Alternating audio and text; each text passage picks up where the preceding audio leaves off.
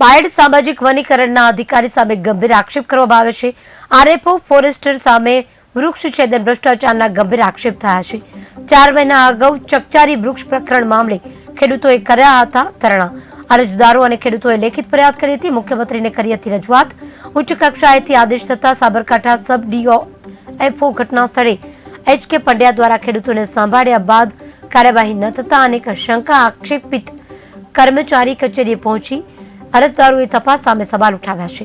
બાયડમાં પર્યાવરણ પ્રેમીઓમાં વૃક્ષ છેદનને લઈને આક્રોશ વ્યક્ત કરવામાં આવી રહ્યો છે।